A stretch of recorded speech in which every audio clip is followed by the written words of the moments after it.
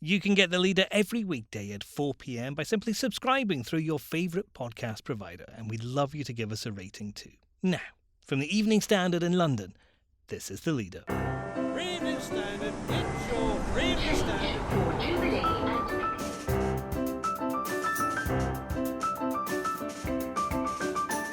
Hi, I'm David Marsland. Britain's Chief Rabbi says Jeremy Corbyn is unfit for high office because Labour's failed to handle anti-Semitism, and the Archbishop of Canterbury is backing him. What he has done is tolerated a culture in which people use terminology that causes anxiety. The problem is he's not done enough to tackle that, and the question is, why not? Our political editor Joe Murphy on an extraordinary intervention. Also,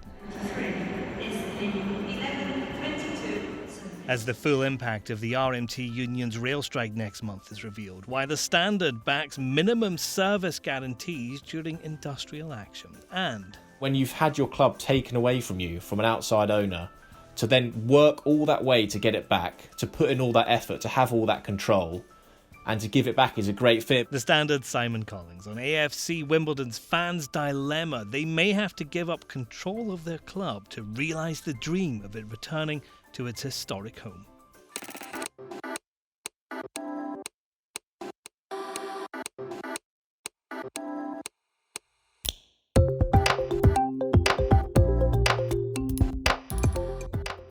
Taken from the Evening Standard's editorial column, this is The Leader. For the whole thing, pick up the newspaper or head to standard.co.uk/comment. In a moment, can the Labour Party ever rid itself of anti-Semitism with Jeremy Corbyn in charge?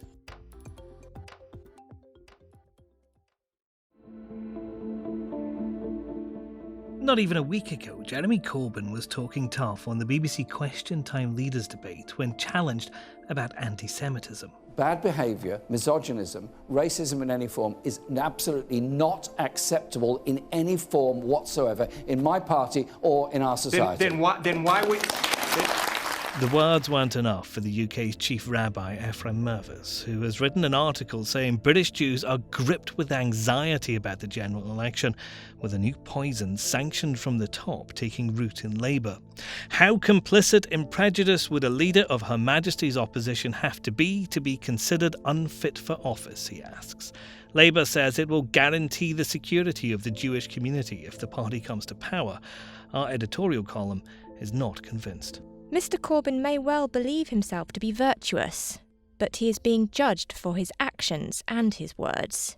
Did he not notice when in 2010 he co-chaired a meeting during Holocaust Memorial Week when Israel was compared to Nazi Germany? Did he not question the nature of the offensive mural of an elite banker cartel, which he defended? Has he ever considered why his arrival as party leader coincided with the eruption of this awful situation?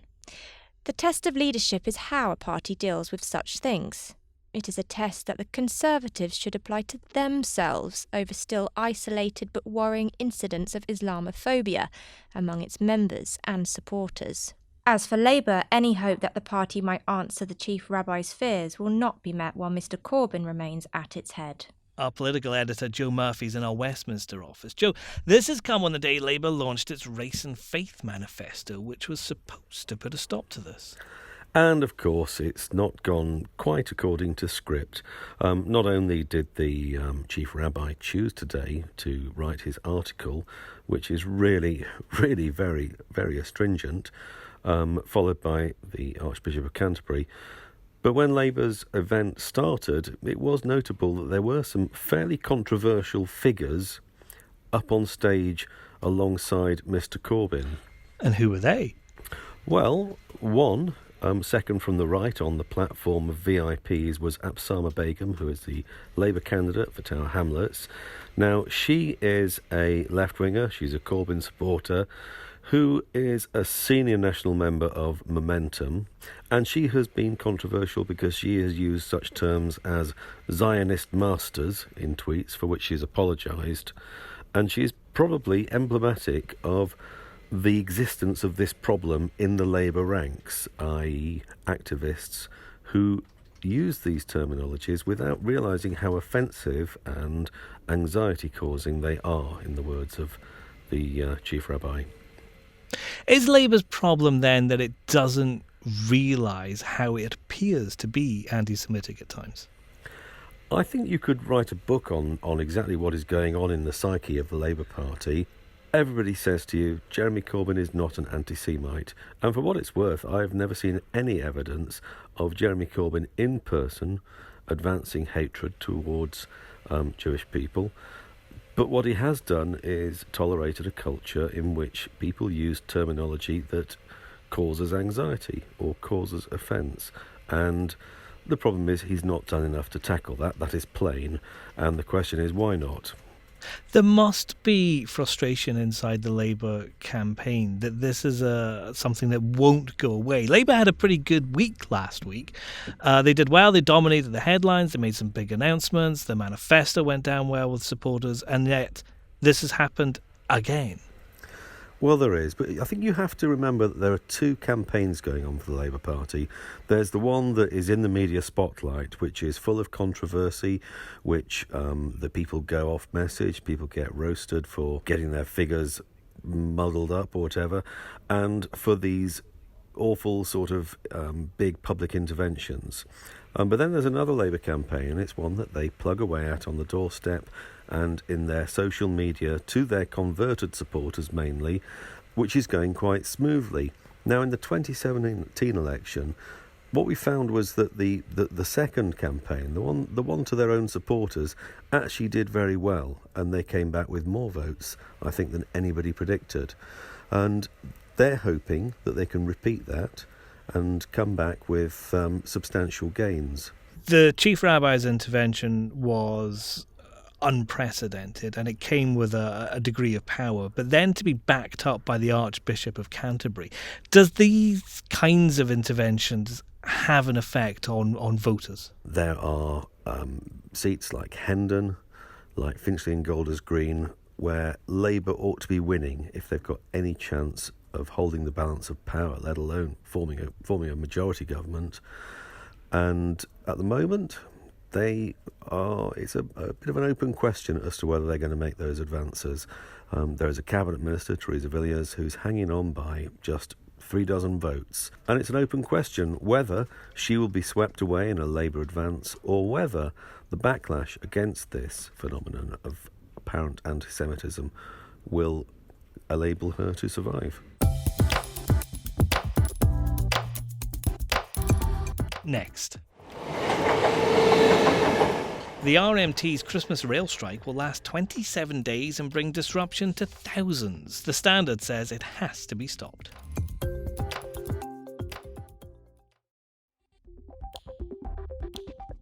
It's being dubbed the Scrooge strike, but the Dickens penny pincher would be aghast at what the RMT's action on one of London's busiest commuter networks next month is going to cost. Economists think it'll take up to £400 million out of businesses' pockets, with 27 days of disruption promised. South Western Railways has released details of what's going to be hit: a massive reduction in rush hour services, last trains brought forward by up to 2 hours, and services to and from places like Woking slashed from 42 trains in the morning to just 15. Our editorial column says it must be stopped. A map just produced by South Western Railway brings home the shocking impact of the strike, which is just about to start on routes out of Waterloo.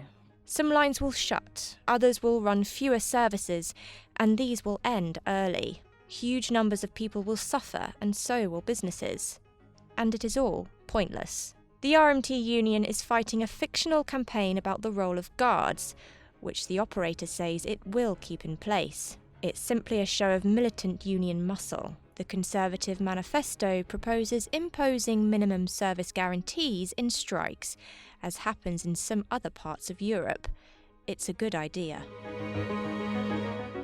You can keep up to date with strike action news as well as domestic and international headlines with our morning bulletins. We send one to smart speakers every day at 7 a.m. Just ask for the news from the Evening Standard. Now. AFC Wimbledon's been owned by its supporters since it was set up in 2002 in reaction to the former Wimbledon FC being uprooted from South London to eventually become MK Dons. They've been playing in Kingston-upon-Thames, but from day one the dream has been to go back to where the fans call home, Plough Lane. They're so close. A stadium's under construction, but now the club needs to find £11 million to finish the job, and the fans, who own 75% of the team, may have to give up some control. The Dons Trust has called a special general meeting next month. The Standard's Simon Collins is out of the newsroom chasing the story. Simon, is there a way out of this for the fans? The ideal situation would be you could go to a bank, explain the situation, we need to raise this money to complete the move, but given everything that's going on at the moment with Brexit, football clubs we know at the moment, certainly look at Bury and Bolton, are not the most financially stable institutions for banks to be lending to those. So there's a reluctance there. And the solution put forward to the trust has been to bring in outside investors who will buy a stake in the club to provide the money to get the move over the line back to Plough Lane. But that move to Milton Keynes, where the club was basically taken from the fans, moved 55 miles away, there is a major reluctance to let someone else in, given the fear that this could happen again. This has been the dream, the excitement that's driven fans through all of the history of AFC Wimbledon as it rose up again and hit the heights of League One. To not get it would presumably be quite devastating for them. Yeah, I mean, this is the real debate and why it's such a big crossroads, because when you've had your club taken away from you from an outside owner, to then work all that way to get it back, to put in all that effort, to have all that control, and to give it back is a great fear. But the key going forward is these investors who are coming in. I'm told that they're local businessmen in the area. I'm told they've been to games at Kingsmeadow. I'm told they're not doing it as a profit-making exercise.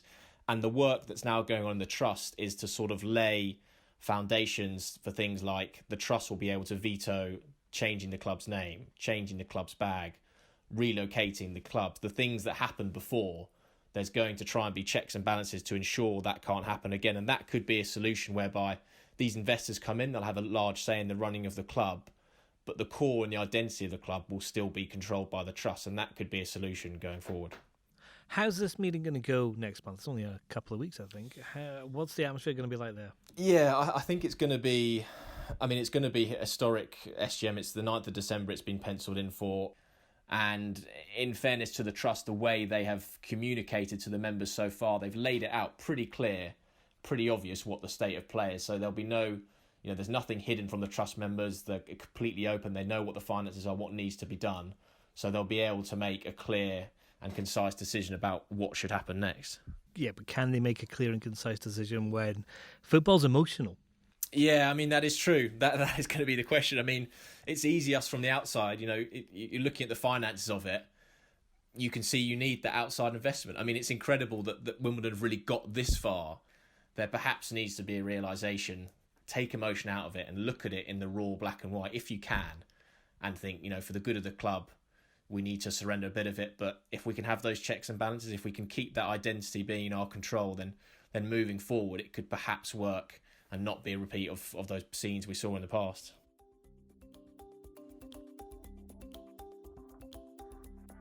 And that's The Leader. Thank you for listening, and please do subscribe to get our news, analysis, interviews and opinion every day at 4 p.m.